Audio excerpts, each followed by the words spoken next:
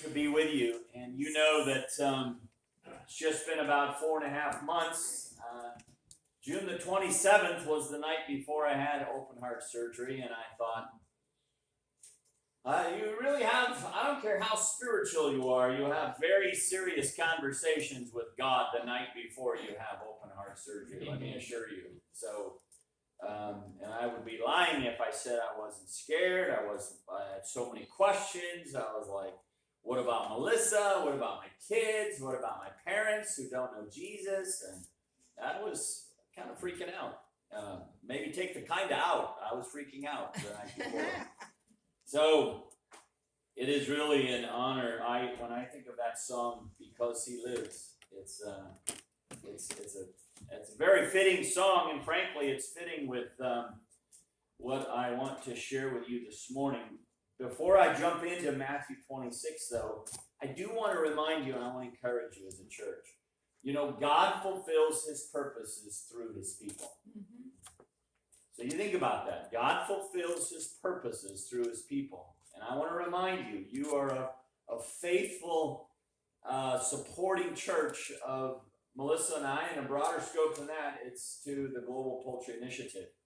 And I just want to say thank you, and for your partnership in the gospel. And you know, anytime there's a possibility that I'm slipping through Ohio, this lady named Susan over here, she's like, "Can you stop? Can you stop?" And she tries to woo me with her husband's waffles. So she's like, "Yeah, John, make waffles for you." So here we are, and it's really a privilege to be able to be with you. And I do want to, if you remember this, last June, which was right when I was finding out I was going to have open heart surgery, we were planning this Vision Tanzania trip, and to take a group of 15 or around 15 maximum to Tanzania to help them catch the vision. And I was sitting there this morning, I'm like, Lord, I'd love for the church here to enter back in. We rescheduled that for June of next year, June 4th through 18 of 2024. Can I believe it's 24? Wasn't it just yesterday that people were freaking out and hoarding cans of food in the year 2000? Yeah, and toilet paper, whatever they were hoarding, all those things. And but I would love for the church to pray about, maybe I was thinking sitting there, I thought maybe one person, but 2 of you would be awesome. And I don't know who that is, but maybe as a church say, hey, let's, I mean, you're so engaged and you're such a vital part of GPI. It would be so awesome if it was 2 teenagers. Just really praying about that, and I can get you details, but I would love for you to be praying about that. This morning, I have a really encouraging message for you. I want to talk about depression. Yeah, and Pastor got it, yeah. And you know, depression, I'm going to call it spiritual depression, is all around us. Now, whether it's in your life, in your marriage, in your family, it may not be, but it's all around us. We continuously hear stories of people taking their lives, and just a dear friend of ours, within the last 6 weeks, a friend of Melissa and I took his life. It seems like there's so much of this, I'm just going to use the phrase spiritual depression that's going on around us. And I actually want to encourage you. I want to give you some observations from the life of Jesus in Matthew 26 and how he dealt with potential depression even in his own life.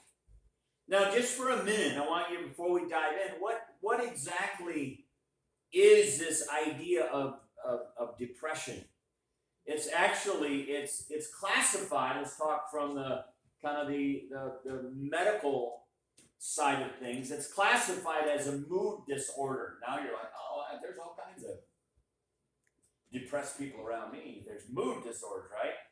It's It may even be described as feelings of sadness or loss or anger, and they interfere with a person's everyday life. And I want to encourage you that it's important that we learn because if we think in terms of evangelism and think in terms of sharing our faith with people, sharing our faith with our lost neighbors, there's people who are depressed. It's all around us. What are the signs of people who are depressed? Typically, sometimes it involves isolation.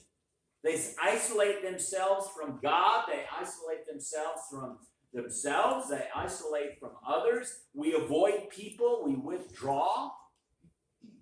Those kind of people are all over southern West Virginia where we live. I don't know if they're in Ohio. Last time I checked, though, you were first in opioid overdose, and West Virginia was second. There's depressed people all over the place, and so they isolate. We avoid. They withdraw. They often are hiding. There's a sense of spiritual hopelessness and discouragement, and regular thoughts of death and dying and suicide and falsehood. They act like everything's okay. They're negative sometimes. They're angry. They're irritable. They have doubt.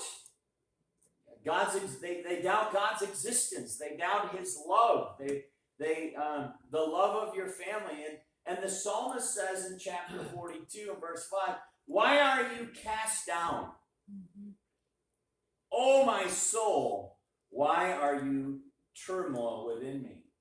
You look at the book of Psalms, and many of David's Psalms, you can see the expression of depression, the expression of discouragement. So depression is sadness, it's loss, it's causing these mood disorders. And I actually think that typically in our day and age that depression is caused really by three things before we jump into the text. One is by life-altering circumstances. Life-altering. I think of just the amount of depression that came out of COVID. And there's still a ton of people who are depressed because they haven't recovered from what COVID threw us into. So much about COVID was life-altering, was it not? It's crazy. When you have a life-altering circumstance, I remember in spring or May of 2019 when Melissa was diagnosed with blood cancer, and it's like when you have those life-altering kinds of things, you will either go into a tailspin and get depressed, or there's potential for that to happen. From like June it was about 9 days before